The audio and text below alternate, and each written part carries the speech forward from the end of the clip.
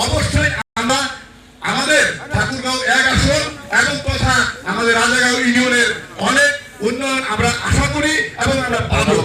আমাদের 5 নং ওয়ার্ডের বেশিরভাগ লোকই কৃষক শ্রমিক কোনটা শেষ করলে এবং তারা ডেলি আনে ডেলি খায় শেষ নাই ওরা একটা সঠিক সরকারকে চয়েস করার মতো কখনো ভোট দিতে পারে নাই। কেউ বাড়িতে ঘুমাইছে, যদি কেউ গেছে ওই লাস্ট ইলেকশনটাতে দেখছিলাম আমি যে মুসলমানদের জন্য রুলাই করা হয়েছে, হিন্দুদের জন্য করা হয়েছে হাস। ভোট দিবে আপনার কারার দেখবে, টিকিট নেবে, গরুর মাংস দিয়ে ভাত খেয়ে বাড়ি যাবে।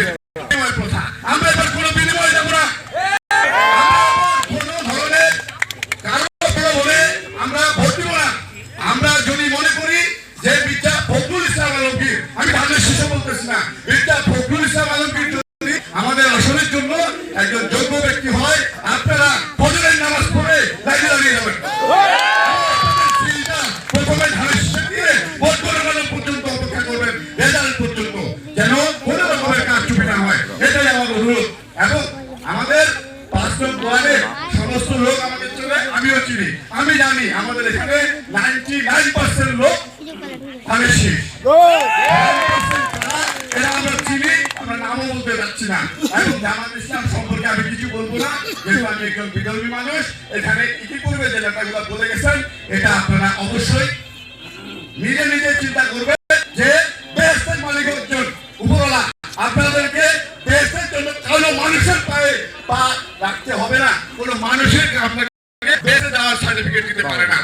আপনি যদি সঠিকভাবে আপনার ঈমান এবং আপনার ধর্মকে সঠিক পথে রেখে মানুষের সঙ্গে ভালোভাবে চলে নিজের জীবনকে অবসান করতে পারেন, আপনি জান্নাতুল ফেরদৌস পাবেন।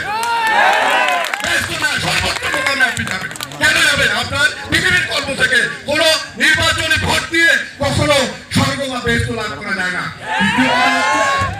আমার যে হিন্দু ভাইরা আছে অনেকেই অনেক কিছু ভাবতেছে, ভয়ভীতি, কিন্তু 5 নং ওয়ার্ডে ওই মহাজেন ভাই, ওই লোক ভাই, আরো আমাদের যে নেতৃবৃন্দ, আমি নাম মনে করতে পারতেছি না, ওই দিন রাতে অত্যন্ত প্রহরীর মতো পড়া দিচ্ছে। আমি সাক্ষী, প্রত্যেকটা হিন্দু বাড়িতে গিয়ে রাত 2টা 3টার দিকে বলছে আমি আসছি, তোমরা ঘুমাও।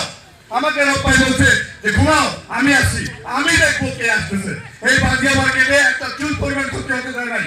এবং আপনারা বলেন হিন্দু ভাইরা যে আপনাদের কার ক্ষতি হয়েছে, একটু হাত তুলেন।